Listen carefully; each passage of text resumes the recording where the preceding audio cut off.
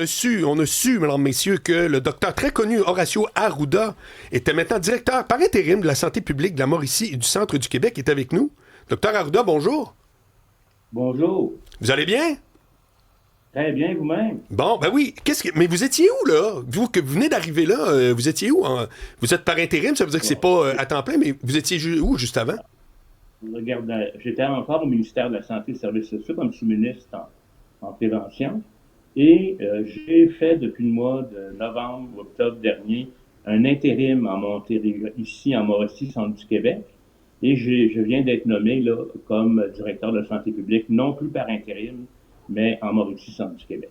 OK, mais dans le communiqué ou dans l'article que j'ai vu, il y avait comme différentes personnes qui avaient fait ça par intérim, puis vous étiez un autre, comme s'ils cherchaient quelqu'un en attendant. Là, c'est un poste permanent qu'on vous a offert. Exactement. C'est-à-dire que j'ai été effectivement en intérim jusqu'à la semaine dernière et maintenant je suis actuellement là, nommé à partir du 2 août. Bon, moi, je suis très curieux d'un truc, puis c'est le seul où est-ce qu'on... Parce que vous avez été une grande vedette pendant la fameuse pandémie, mais comment vous avez vécu ça? Au début, je me souviens très bien, je veux dire, les gens vous écoutaient, c'était comme le docteur Arruda nous dit telle affaire, mais avec raison. Puis là, tout à coup, c'est comme si vous aviez toussé dans la face du Québec au grand complet. Comment ça s'est vécu de votre côté, cette période-là, où il y a eu tant, et partout dans le monde d'ailleurs, là, où il y a eu une grande adversité sur les mesures, etc. Ça a commencé tellement différent que la façon que ça s'est poursuivi. Vous, de l'intérieur, vous avez vécu ça comment? Mais il faut comprendre que dès la première journée, là, dès le début, j'avais dit à ma conjointe et à d'autres personnes, vous allez voir, au début, les gens vont apprécier, vont appliquer, puis après ça, il va y avoir une période de backlash. Donc, psychologiquement parlant, je m'attendais à ça, je sais pas si vous OK. comprenez, et c'est l'histoire de grandes crises comme ça. C'est facile à dire qu'on s'y attend, mais le vivre, c'est quand même autre chose. Mais je me suis toujours concentré sur la tâche qu'il y avait à faire. Je sais pas si vous savez, là, dans le fond, là, euh, j'ai pas beaucoup regardé les médias sociaux. Je regardais beaucoup plus les articles dans la littérature, ce qu'il y avait comme information scientifique qui évoluait continuellement, que de m'attarder à regarder les médias sociaux. Est-ce que vous trouvez que dans cette situation-là, vous avez payé le prix pour l'ensemble de l'œuvre, qu'on vous a beaucoup jeté le blâme sur vous? Ben, je pense que ça fait partie de la normalité. Je sais pas si vous comprenez, j'ai été quand même très, très présent dans l'actualité, à côté du premier ministre, etc.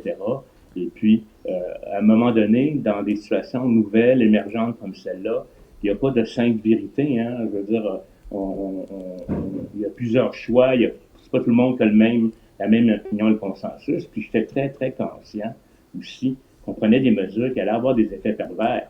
Quand on empêche une famille d'aller voir quelqu'un en train de mourir dans son centre d'accueil, je sais pas si vous le savez, ça fait mal. Les jeunes ont été privés d'activités, etc. On sait que ça fait mal. Mais somme toute, quand on prend le recul et qu'on regarde, le Québec a quand même très bien performé en termes d'intervention et la population a été au rendez-vous. Moi, je tiens à dire, autant les jeunes que les adultes. Est-ce qu'on vous en parle encore? Est-ce que vous avez encore cette étiquette-là ou dans votre entourage, on est passé à autre chose? Est-ce que les gens aussi vous abordent encore comme ça dans la rue? Dans la rue, les gens m'abordent. Ils m'abordent, et heureusement, c'est des gens gentils qui m'abordent, qui veulent avoir des photos avec moi, qui me remercient pour, particulièrement dans la période initiale, là, comme telle. Puis dans ma vie, moi, je suis passé à autre chose, là, complètement. Là. J'ai des nouveaux défis. Euh, puis, s'il y en a d'autres, ben, j'aurai un peu plus d'expérience. Hein, et j'espère sincèrement qu'on ne vivra pas le même genre de pandémie au cours des prochaines années. Mais Étiez-vous à il y aura l'aise? Étiez-vous à l'aise devant une caméra en partant ou bien force, à force de devoir être tous les jours en direct puis avec toute l'attention, vous êtes devenu, bon, quelqu'un qui est plus familier avec les caméras? C'était-tu déjà le cas ou vous avez été obligé de vous familiariser avec les médias? ben, je dois vous dire que j'avais déjà, même si ça n'avait pas peut-être été remarqué autant, depuis l'année 2000, j'avais quand même fait beaucoup d'interventions médiatiques autour d'un cadrage humain chez un enfant. Il y a eu le SRAS, il y a eu le H1N1, il y a eu les épidémies de méningocoque. Donc, j'avais déjà cette expérience médiatique-là. J'étais pas dans la presse à tous les jours comme c'était la grand-messe pendant la pandémie, là. Oui. Mais j'avais déjà quand même eu à travailler avec les médias, qui sont d'ailleurs les gens qui sont les gens qui peuvent porter le message qu'on a à dire à la population à travers l'univers médiatique.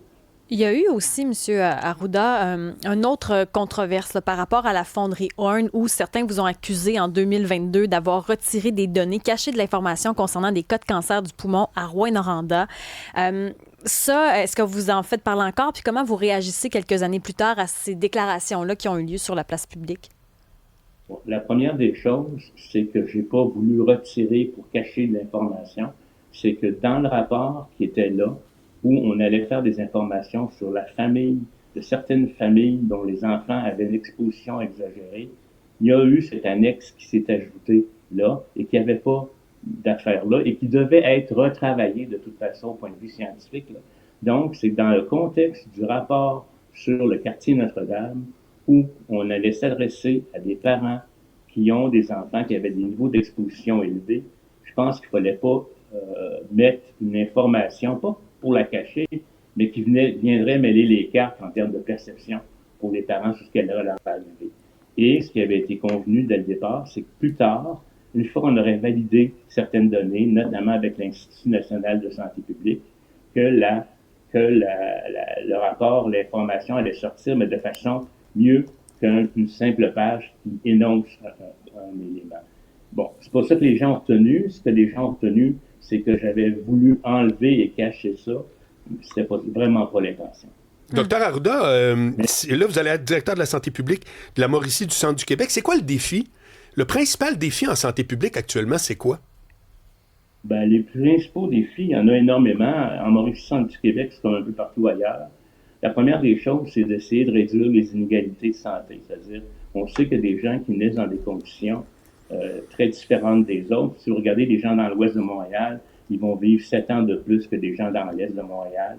Pourquoi? Parce qu'ils vivent dans des environnements qui sont pas adéquats. Ils n'ont pas nécessairement le support qu'ils devraient avoir dès la petite enfance. Donc, ça, c'est réduire les inégalités. Il y a bien entendu les dossiers de vieillissement de la population. Donc, il faut adapter nos services, faire encore beaucoup plus de prévention, à la fois dans notre système de santé, mais aussi travailler avec les municipalités, avec les écoles, avec les gens du transport pour améliorer les environnements dans lesquels les gens évoluent. Puis, il y a le fameux dossier des changements climatiques qui va nécessiter des adaptations importantes de la part de la population québécoise. Comment vous allez faire pour la Mauricie Centre du Québec? Vous avez parlé d'enjeux qui sont assez provinciaux, mais pour la Mauricie Centre du Québec, qu'est-ce que vous allez ou vous devez mettre en œuvre assez rapidement là, au début de votre mandat comme ça? Ben, c'est des choses qui sont similaires un peu partout. On a aussi une grande épidémie d'ITSS, d'infections transmises par le sang. C'est d'optimiser, de mettre en place des programmes, d'appuyer aussi, de travailler énormément avec les organismes communautaires pour adresser les questions, particulièrement des personnes les plus vulnérables. On va être